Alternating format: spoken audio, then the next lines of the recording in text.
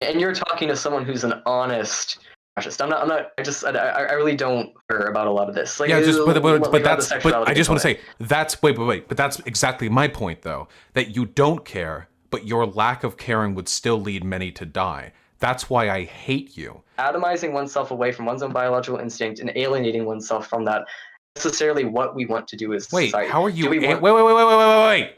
How are you alienating yourself from your biological instinct?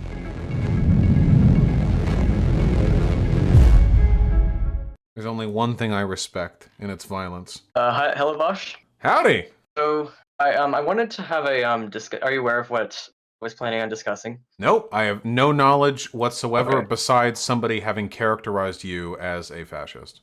Okay, so first I want to begin with, what is your core defining, what's your definition of fascism? So I'm generally of the opinion that fascism is an emergent characteristic of certain social and economic forces, and less so something that people pursue directly as a doctrine. But if I had to say it was like a doctrine, if we're using very strict language to describe its meaning, then yeah, like fascism would be like a class collaborationist state, where the capitalist infrastructure is folded into the power of the state, and there's no like class antagonism is not allowed within, you know, the purview of that economic discourse. You have like an authoritarian leadership that relies on hardcore populism, ethno-nationalism, and xenophobia to propel their nation to glory that they once had at some point in the imagined past. That tends to be like the doctrinal elements of fascism. Right. In Nazi Germany, the capital leaders were very well rewarded for their service to the state, and they were granted many privileges by the party. It just wasn't something that was talked about much, because it wasn't considered to be success in the purview of economic performance. It was success in that they were able to serve their state more effectively than others. Hitler was a, shall I say, a politician of sorts. So he was able to balance socialistic rhetoric and capitalistic rhetoric in a way that... Well, yeah, he lied to a fuck ton of people to try and get them. He did. Yeah. He was dishonest in service in a lot of ways. Are you a fascist? I'm a fascist, yeah. Ah. Oh, yes, I'm a clown. What makes fascism seem, and this ties back to, Hitler, what a lot of Hitler's contradictory statements. We don't follow a direct left or right paradigm or any left or right system. This even, while we would be broadly described as social conservative, our economic views are more towards whatever is compatible with the conditions for the time. Yeah, which is another way of saying you guys don't really give a fuck about anything except like elevating whichever group of people you feel you should privilege over others. That's why like the points of doctrinal fascism are very, very difficult to nail down, because fascist governments aren't consistent either. There isn't really like a hard like set list. What's the definition of capitalism? Private ownership of the means of production. What's the definition of socialism? Public control of the means of production, the abolition of the commodity form. These are very easy definitions. But fascism is just this loose amalgamation of reactionary and authoritarian thought. Not all of fascists are racist. Not all of them are ethno-culturalists or whatever you want to call it. Well, yeah, because it's just a loose collection of ideas. Though I would struggle to find a fascist who wasn't racist. There are plenty of Marxists who, for example, there's a theory by I forgot exactly who proposed it, but the idea of universal prostitution, right? There are many of like communist associations, which was an idea. Right? So, like a lot of those ideas.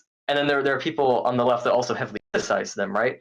There's a lot of, I wouldn't call it so much a fascist being a loose collection of things. I'd call it a ideology, really, all ideologies at their core being somewhat radically... Yeah, just like, what does this mean to me? Like, if my goal is to annihilate you people from the planet with debate and the free marketplace of ideas, what does this degree of hyper-specificity do for me? Because I feel like I'm always going to hit the same beats every time I talk to a fash, no matter what they call themselves. It doesn't matter what part of the world they're from. It doesn't matter what their ethnicity is. It doesn't matter what particular race they're a part of. It doesn't matter which country they're in right now. It always feels like they have the same basic talking points. And you're talking to someone who's an honest fascist. I've actually gone... You're just talking to someone who's an honest Hey, fascist with don't break your arm hierarchical. fucking jerking yourself off, okay? That you're still a bad person, but I do appreciate the honesty. Well, I'm not denying that like you'll view me as a bad person. I'm just saying that's the views I prescribe to myself. That's not. I'm not trying to sugarcoat it. Being honest. Well, like you say in your streams often that you're very honest about, in terms of integrity about what you believe in. And I'm trying to be very honest as well in what I believe in, or not try, but I am being Okay, honest. so well then here's my So question for you. What would you do to the United States of America? Let's say that you had a political party with some indeterminate percentage support and you wanted to do something to the United States of America. What would you do? How would you make the country better? How would you MAGA? fascism instates a hierarchical order that is modeled based on culture. It's based on the belief that the group is ultimately the the core aspect of what produces any sort of cultural vitality within a nation. The group is the most important aspect. That's ultimately what's emphasized. What you do not see, and social liberalism fails to satisfy any of those hierarchical demands. It generally is associated with whenever there's like any sort of authoritarianism prevails in culture, it's generally associated with a renaissance. And what people need is when people are looking for fascism, they're looking for that renaissance again. Okay. Looking for that. So what you would be interested in doing is taking advantage of a weak moment in democracy where the people lose faith in the ability for institutions that already exist to solve their problems. You would try to sweep in and get yourself elected on popular rule based on the idea that you'll return America to an imagined point of former glory, and that you'll do it by circumventing the degenerate and weak democratic systems that have failed the people. Then once you're in that position of power, you'll try to secure a national culture and then try to align the interests of the state with the imagined interests of the people. Is that correct? I'd say that is a correct assessment of basically the crux of what would occur. There's a little bit more in depth, I'd say, but that is a correct basic assessment, I believe. All right. Why should we do any of that? Why should we do any of that? Well, it's a complex question, but I believe that if we were to, the reason why we should really approach system this way, or the collapse of democracy this way, is because exactly homosexuals theoretically would have to have some expressions of, and I'm trying to be civil here, of course, but they'd have to repress some aspects of their homosexuality and maybe some other aspects of their associated sexualities, because it's not a heteronormative idea in the state. That's absolutely but okay, but then I have to bring us back to our original point. Why the fuck would any like gay person want to get behind your political positions if you could do this in America? Because I asked you, like, how do you bring other people? Because not every, the idea is that not every gay person would be sworn to their sexuality, and that's. Wait, do you think they're gonna stop being gay? I didn't say they'd stop being gay. I just said that they'd maybe stop talking about it, because it's not. If you're trying to cover wider social issues aside from sexuality, why can't they just be gay though? They can. No, nobody's stopping them from being gay. But with freedom of speech and everything, like, so they can just be loudly gay, like the way straight people can be loudly straight. It doesn't. That's the weird thing to me. It seems like a weird hill to die on, because like gay people don't actually hurt society in any way. The overemphasis on sort of sexuality is. What do you mean overemphasis? We overemphasize heterosexuality in modern society. Because heterosexuality produces kids. Yeah, but wait. But gay couples can have kids, though. They can adopt kids. Yeah, so we have kids who need adopting. Produce kids. Well, they don't produce kids. Also they can. If it's a lesbian couple and they're both cis women, then they can have somebody else impregnate them. That's not too uncommon. Or if it's a gay couple, it's not a. But that's alienated from that. That's alienated from the romantic action of creating. Wait, what? Child. It's alienated from like the romantic action of a man and woman coming together and fostering a child. Wait, how? Because that's someone else coming into the equation. So, what's wrong with that? Well, that isn't necessarily how do I put this? It's not necessarily like within the context It just of seems so arbitrary. It'd be like saying like, hey, I have a trad wife. I'm a boy. I'm a guy. She's a girl. We're together. She's pregnant. I'm going to do a home birth because if I go to the hospital and a nurse helps pull the baby out of her pussy, that'll get another person involved in it, and that would disrupt the beautiful bond of matrimony and child rearing. Like it's like really weird and arbitrary to me. Like what is it? What difference does it mean? Like if it's a lesbian couple and it's somebody else's sperm, like okay, so they fucking nut in you and then run off, and 9 months later you have a kid with your partner. here's the thing about that. I mean, I'm not trying to regress from the point. I really don't fundamentally care about a lot of this. Like, Yeah, just but like that's but I just want to component. say that's wait, but that's exactly my point though. That you don't care, but your lack of caring would still lead many to die. That's why I hate you. It's because this argument you're making, at the end of the day, we can run in circles forever. It's your feelings. You're just kind of grossed out by these people. And really and for not. the I'm actually crime for the crime of them being unpalatable to you, like these people would be subjected to a state that would deprive them of their rights at best and murder them at worst. Like, and it's completely arbitrary. I've run through all these arguments. I could do it through you for like forever if I wanted to.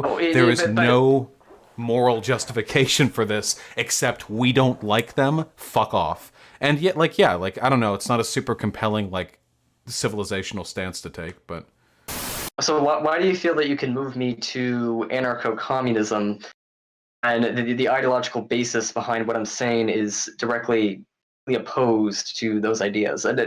Fascism is all about completely replacing what are considered degenerative systems. Yeah, just the issue that I have is that fascism is the ultimate degenerative system. Every time it takes root in a country, it makes the country materially worse until it inevitably collapses. It's a death cult. What do you mean by materially worse? Fascism invariably leads to a deterioration of the A, internal stability, B, the economy, and C, the geopolitical renown of a state.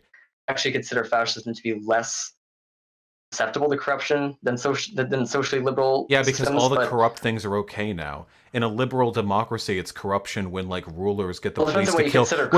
Wait, but that's the thing. Like in my democracy, it's corruption for an elected official to put out a hit on like political people they don't like. In your system, that's just business as usual. So of course there's less corruption because all the stuff that was corrupt before is now accepted. But yeah. So with the economy, but let's go. Yeah, okay. So could.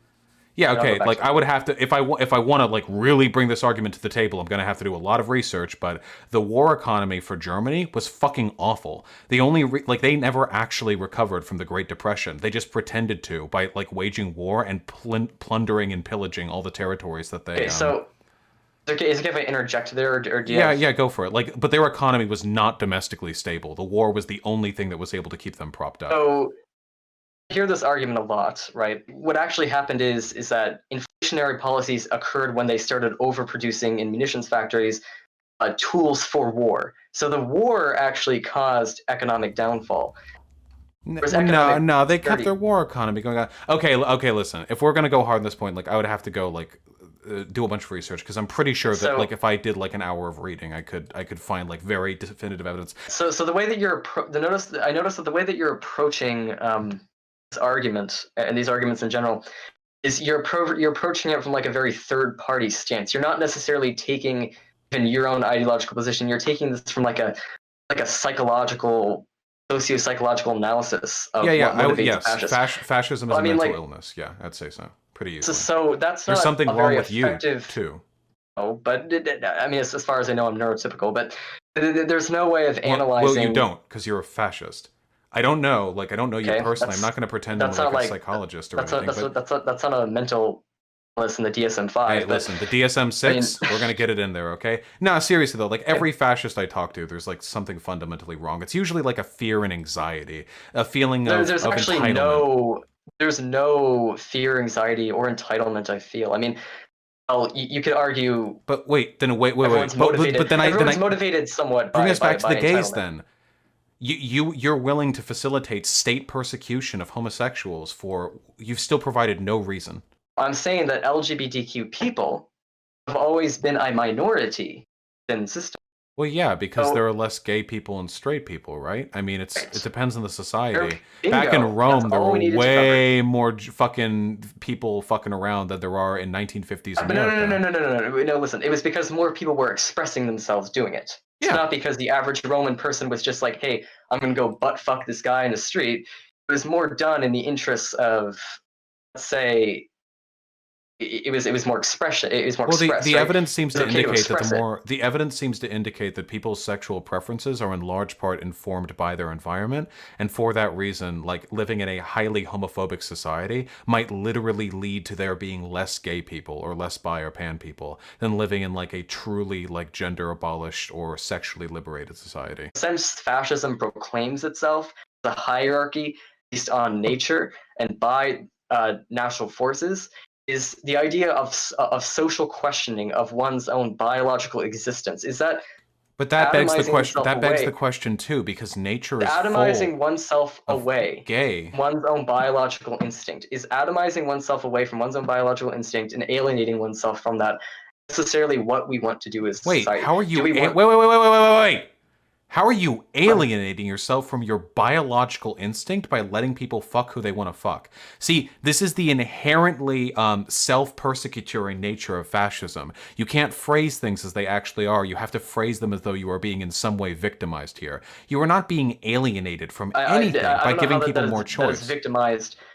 I don't know how I'm presenting myself in a victimized Well, manner. that language you used, being alienated from our natural state. That's the language like someone's doing this to you. But all we're letting people is fuck. I'm trying to be an empiricist. I'm trying to empirically analyze. How are straight people alienated in a world that accepts gay people?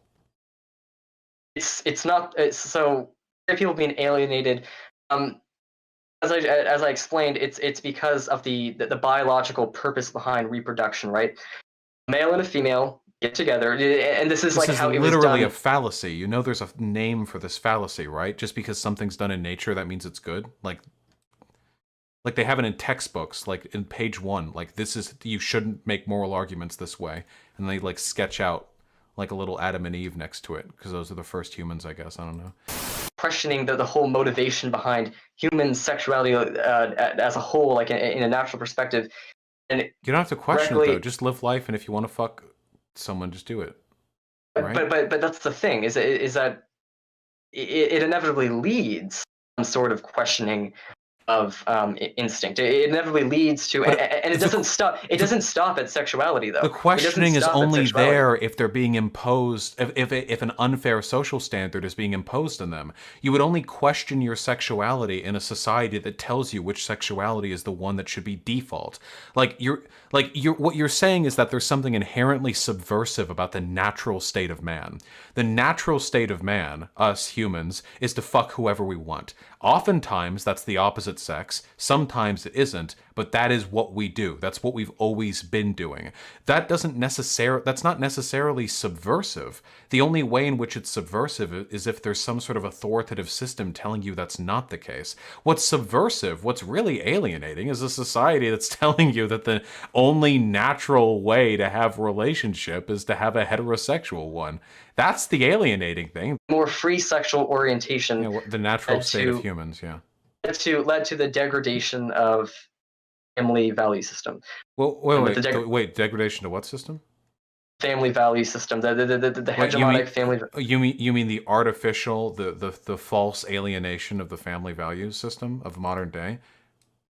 How is that? You can't simultaneously say that fascism wants to build its hierarchy on natural order and then try to suppress natural behavior in favor of modernist social structures. The nuclear family is like 2 centuries old. Fucking whoever you want, how many times you want, is millennia old. So you can't simultaneously pick and choose. Oh, I'll take my modernist system here, and but this time I'll take some traditionalist values. But the traditional nuclear family that's actually been around for thousands of years as well. As a social standard, it's since the Industrial Revolution. I disagree, and I'd say that it became a socially recognizable standard that time, but it's always been something that you see that was like almost like a like a natural proclivity. It wasn't something that I have a wait. Our natural proclivity is tribal. Our natural proclivity is all the men fucking gangbang the women. Nobody knows whose kid is whose. The children are raised collectively. That's what we have a natural proclivity to.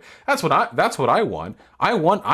Call me a fascist. I want to return back to nature, baby. Reject modernism. I want to go back to communal living. That's what I think would be best. Listen, it's a common agreement now that we can't return to these atavistic instincts of old. Like, we shouldn't return to our most atavistic instincts, like almost barbaric instincts. But like what? Like fucking whoever you want, or like clubbing women over the head to drag them to your cave? Clubbing women over the head, fucking whoever you want, whatever you call it. Wait. Those are very different things. Do you see what you're doing? They were all in association at the same time. So is eating food. We did that back then too. You see what you just did there, though. You said, "Oh, making an argument from nature, fascism, hierarchy of nature," and then, "Oh no, we need to move past these impossible things of the past." Except one of the impossible things of the past is a thing that humans have been doing throughout all of human civilization, which is fucking whoever they want. The implementation of the expectation of like modern family values is a very recent phenomena. Before that, throughout society, there have been tons of civilizations that have had different sexual and social standards when it comes to child raising and family rearing. So like it's like hyper arbitrary. Like, you think we can't return to people fucking who they want? I fuck who I want. Like, I'm living the dream. I'm living the Ann Prim dream. I mean, not right now during coronavirus, but I mean, I could as soon as it's done. But like, it's easy. Like, I'm not hurting society. People fucking around doesn't lead to less babies. If anything, it would lead to more. It doesn't, like, letting gay people do gay people shit doesn't make less babies either, because like what else? I get what you're saying. I hope. Hey, I know we don't have a medication for it out yet, but I hope you're able to conquer the fascism gene soon. Okay, we're gonna get you there. We're gonna get you some faith in democracy, some faith in human liberalization. I can't say that it will happen anytime soon, but I don't know what it is. It's gonna be something. Maybe it'll be made from like a frog's eyeball. I don't know. We're gonna find something from it. Okay. If the Amazon doesn't burn down, maybe the chemicals will come from there. You have yourself a good one. Okay. Vaush. It's the most amicable conversation I've ever had with an out and about fascist.